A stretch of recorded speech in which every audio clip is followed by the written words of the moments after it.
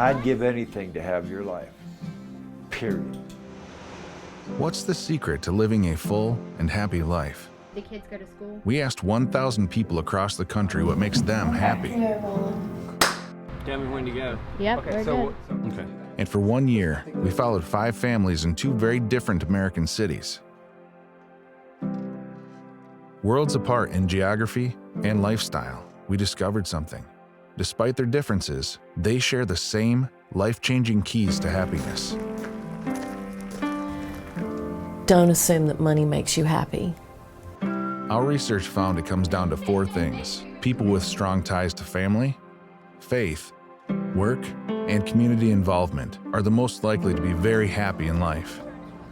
Happiness in these surveys is just defined by how people sort of rate themselves. The poor are disconnected from these 4 long-standing pillars of any American community. We've all heard that money does not buy happiness, but the divide between the well-off and the poor is growing and creating an entire segment of society filled with despair. Painted black or painted white, call it whatever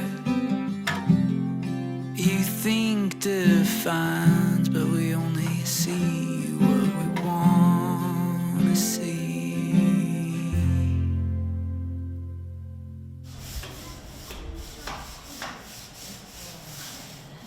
My name is Stephen Michael Elder, and I work for the Catholic Charities of Northern Nevada. Here we go. I help feed the homeless, and I take care of janitorial work. For a long time, I lived by myself. And I used to always tell myself, yeah, I don't mind, you know, I don't care. But at the same time, I was so lonely, it's pathetic. Yeah. I always kept telling people I'm content, but I'm not happy. You never really felt that alone to me. You never really felt that alone.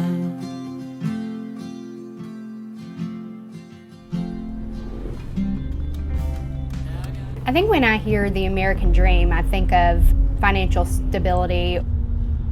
My 10-year goal when I graduated high school, it was to have a thriving career.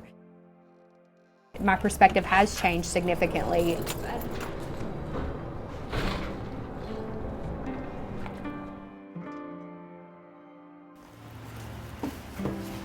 That's it, baby.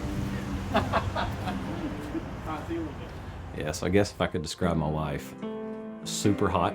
We're gonna have something healthy. He is the most hardworking man.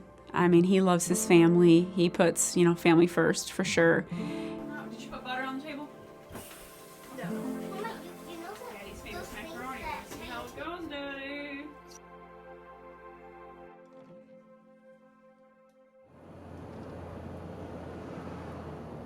Hey, what's y'all?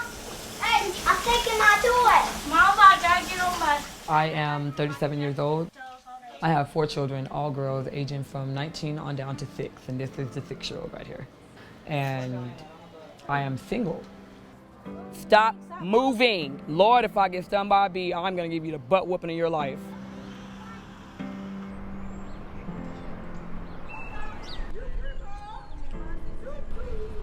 I'm Nathan Dodd. I live in Chattanooga, Tennessee, and I am 40 years old. No high school diploma, got my GED. I detail cars for a living, but I'm currently unemployed. I've got a 4-year-old little daughter. Found out she was mine 2.5 years ago, got custody. So I'm Brad Wilcox. I'm a professor of sociology here at the University of Virginia, and I'm also the director of the National Marriage Project.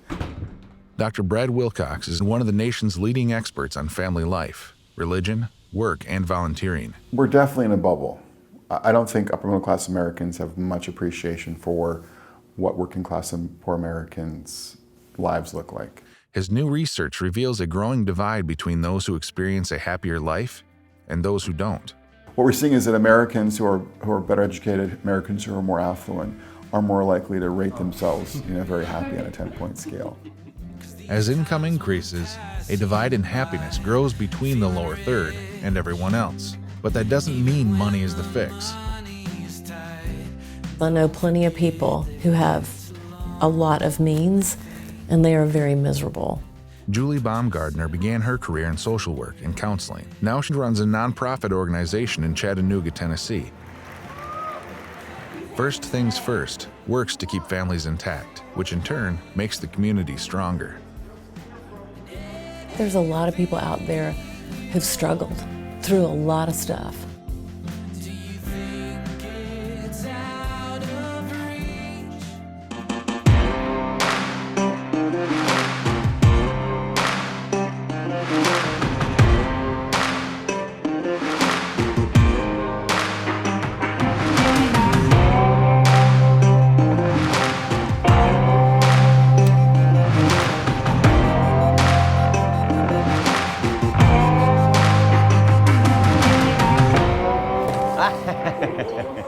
Stephen has no high school diploma, but he does have a full-time job. I love to work because I'm doing something productive for myself. I'm staying out of jail.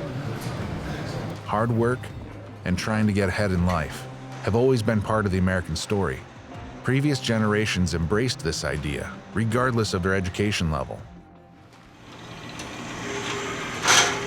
And that's just chocolate sauce with sprinkles. I work currently at a place called Dapper Donuts. I decorate donuts. I'm a decorator, a dapper decorator. Yeah, I feel pretty good about it. I'm happy that I'm healthy enough and I'm able to get out there and go to work.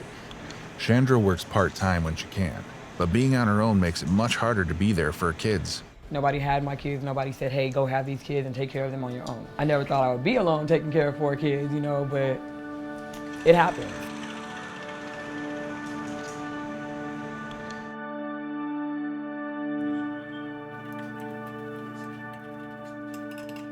Jason made this when he was in kindergarten. Frank worked at DuPont, swing shifts, and I done a lot with the boys. My dad has always been a hard worker. I think it was 1985, he lost his job at DuPont through the recession, and it was very tough on our family. Really thought everything was okay. I mean, I had everything planned, it was gonna be fine, you know. And then all of a sudden I'm laid off without a job. I come here after my dad lost his job. You know, being a 9 or 10-year-old kid, that was hard to see. And I had that burden on me, you know.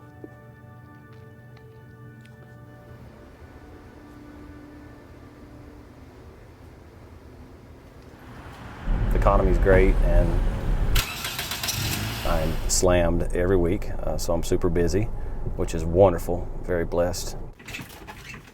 Hey guys, this is a brand new construction. It was always a real sense of, you need to work, and he would back that up with scripture. My wife sometimes has to say, hey, you know, you need to chill out a little bit, need to spend a little more time with us. Cross streets are East 19th Street and East 21st Street at Highlands Apartments. We'll take care of it. Okay, thank you. You're welcome. Part of the reason I guess I did get into the job, I want to be able to help people. One of the best feelings I get each day when my kids give me a hug when I come home. I see their faces smiling and they're excited to see me, and I can just, you know, take my police clothes off and be dad.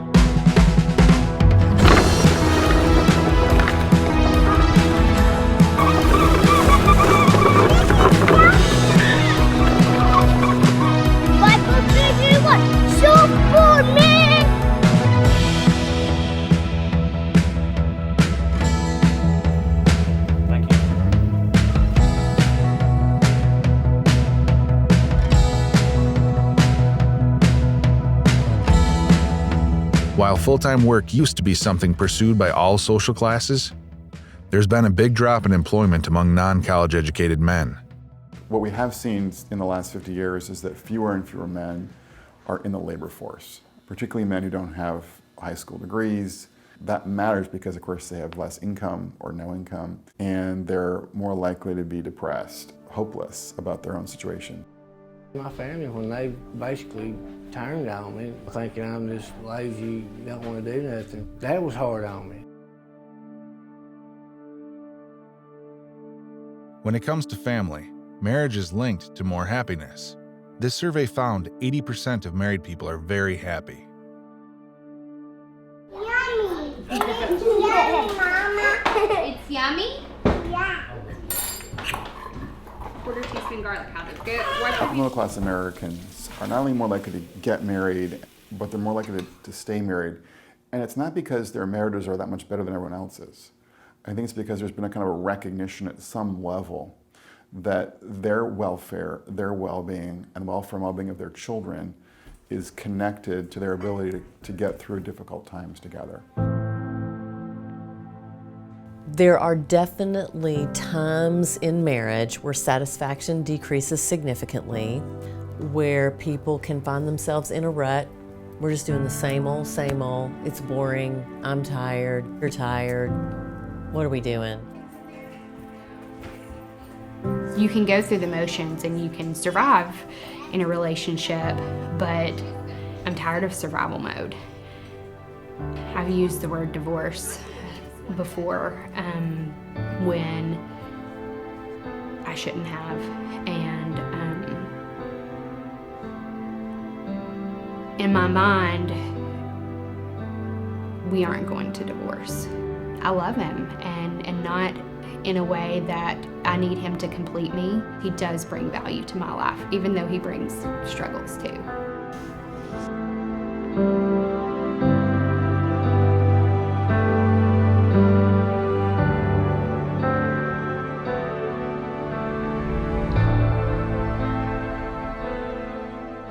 I just remember her walking through the back of the church, and I had never seen somebody so beautiful in all my life. I now pronounce you husband and wife, and you may kiss the bride. It was really cool because my dad is a minister, and he officiated the ceremony.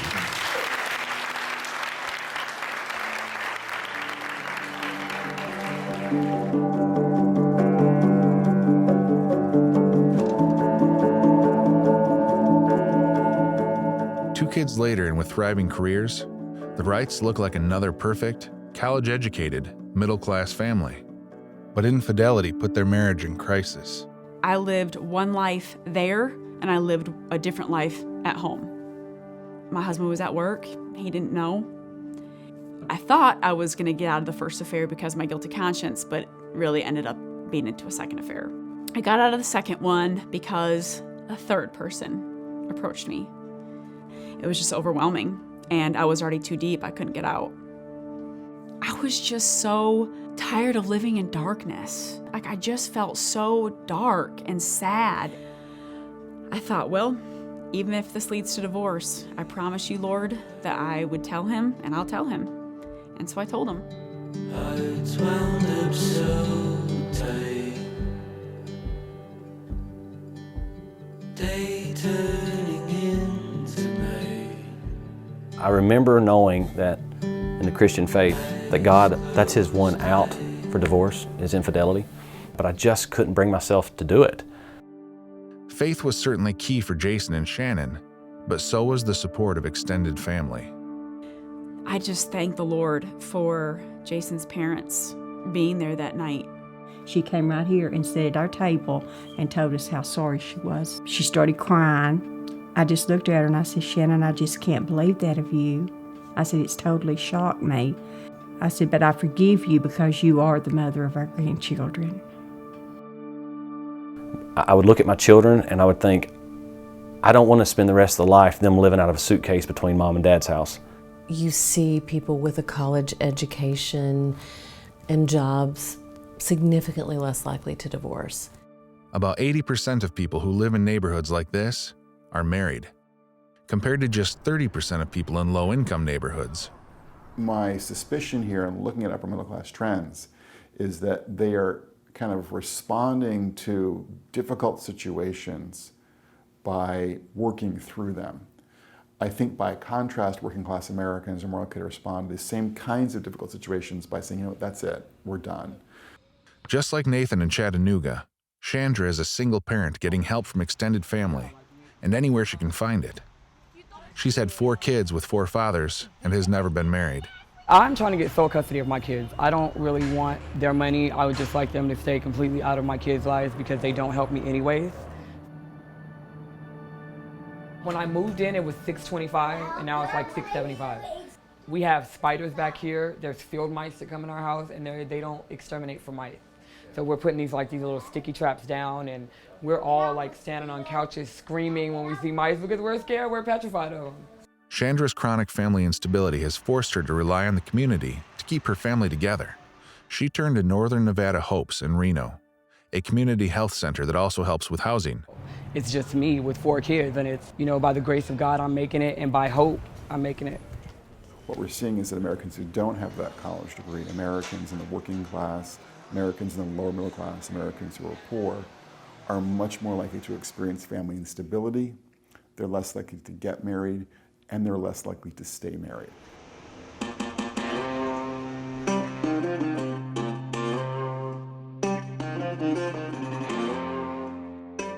I had to bring home a, what are those called? Pregnancy test. And then she took it, and the next thing you know, I went outside, smoked a cigarette, came back in, she says, I'm pregnant. Make you happy? We're not actually married, but we don't believe in a piece of paper saying we love each other, but we will eventually get married. Couples are typically romantically involved at the time of the birth of a child, but if there's no discussion about the impact of marriage on adults and children, usually within a year, the father is gone. I need my family. That's all I've ever wanted in my life was a family, just a baby to call me daddy. There's that big girl that's smiling. You will always find exceptions to the rule. It's just like smoking cigarettes. Just because you smoke does not mean 100% that you're going to get lung cancer. So there will always be exceptions to the rule. Can we find cohabiting couples that are doing just great and they've been together for 25 years? You bet. And can we find couples who are still married whose relationship stinks? Yes. Just because there are exceptions out there that are working does not mean that's in the best interest of everybody. On average, kids who are born to married parents are much more likely to experience stability. Every marriage has its ups and downs, and when mom and dad can kind of figure out a way to keep things together, they benefit and their kids benefit. You and I as one will always be better than two.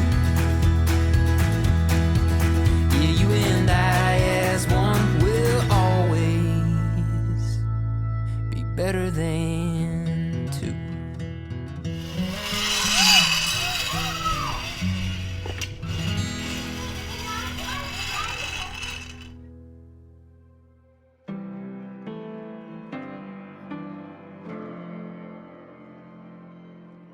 Another growing divide is between those who attend religious services and those who don't.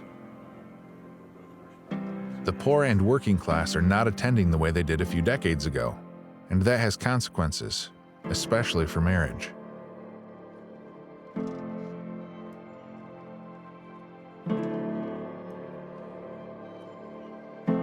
Faith was a huge part of our life. We're sinful people as it is. We can't afford to miss church. How you doing today, brother? Good, how you doing? I do believe in a higher power, but to say that it's a God, I don't know whether it is a God.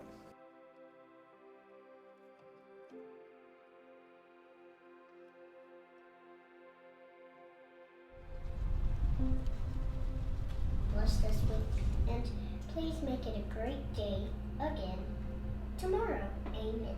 Amen. Our church has services every week, so we attend then, and we also do small group with a few people, a few different couples inside their home. But it really is that small group, intimate interaction where we get to be real with one another that makes a difference. I was made to go to church when I was younger, so when I got of age to not go to church, I decided not to go. I stepped away from God, I stepped away from church, I stepped away from faith. I just kind of did whatever I felt like I wanted to do.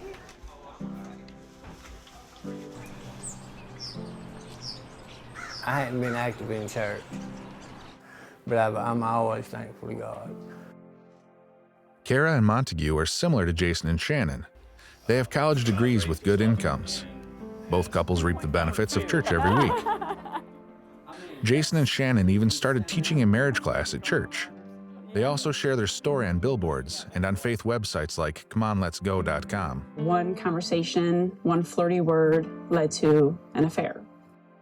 When I crunched the numbers, the biggest surprise to me as a scholar was seeing that high school educated Americans back in the 70s were more likely to attend church. The biggest drop in church attendance in recent decades has been among the poor and working class. Working class and poor Americans may feel like their lives are too messy in some cases. Churches and other religious institutions need to be more intentional about extending kind of a welcoming spirit to people who are dressed differently, to people who have non-traditional families of one sort or another.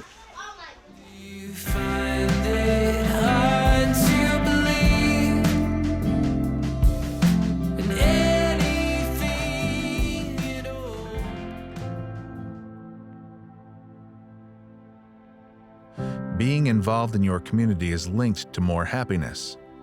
The upper class and college educated are twice as likely to volunteer regularly compared to everyone else.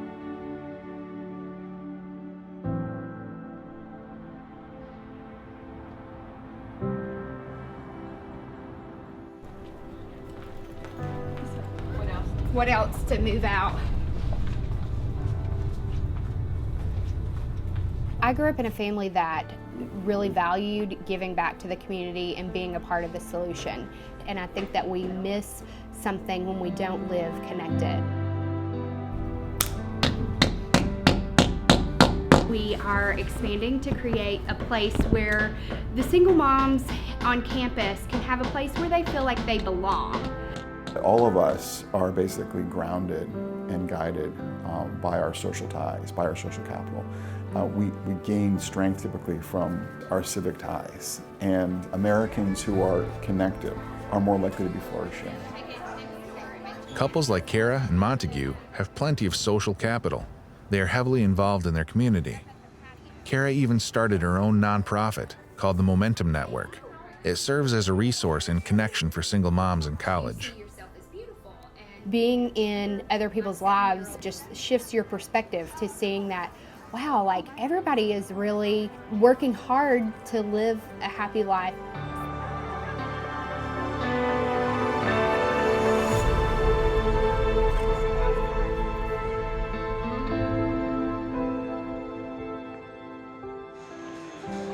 In Reno, it was a nonprofit organization called Catholic Charities that helped Stephen find a new purpose and a new job.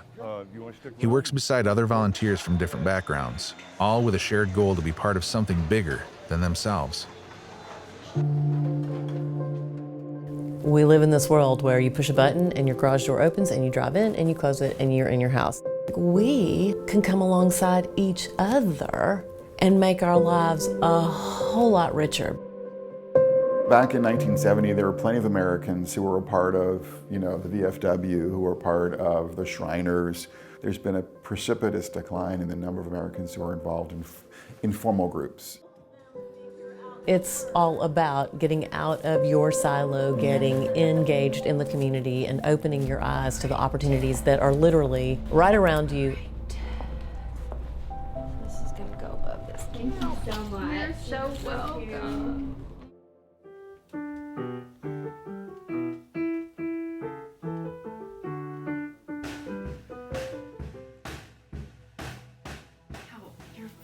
For most people, the secret to a happy life comes down to meaningful connections in 4 areas: family, faith, work, and community involvement. But the less education a person has, or the less money they make, the more likely they are to be missing out on these. So when you hear about divorce rates going up, church attendance going down, those trends are true, but the trends are hitting the poor and working class much harder, and the divide is growing. We gain strength typically from our family members, from our faith communities, from our civic ties. And Americans who are connected to families who are connected to religious communities, who are connected to other secular forms of civic groups, are more likely to be flourishing. They're more likely to be happy. In some cases, they're more likely to be also flourishing financially. You've been slobbering for about 3 days on that church. I'm a simplistic man. I don't need much to be happy. I don't have to have all kinds of toys like everybody's got to have. It's something that's not important to me. I need my girls, and that's all I need. I don't need anything else. As long as I got her love and her love, life's good. I'm not really in pursuit of happiness anymore. And I think that's been my problem for 37 long years, is that I have been looking for happiness and it's temporary. I'm looking for joy now. Happiness to me is she's happy. That's my happiness. I'm going to do whatever I can do to make her as happy as she can be, and then I'm happy. Wish you guys all the best. Keep us in your prayers, and we'll do the same for you. I hope that our story continues to spread throughout the world, to give people hope, to say, if they can get through 3 affairs, we can get through 1, but you can only get through it with God. You'll never get through it on your own. And I don't want anybody to think that I'm trying to say Christians are better than somebody. That's not what we're saying. We all have junk. We all have garbage. The difference is, I just know that I can't do it on my own. You have to keep practicing grace. In our challenges, we've grown. It does bring more joy into our lives, and not just a superficial happy, but a deeper joy.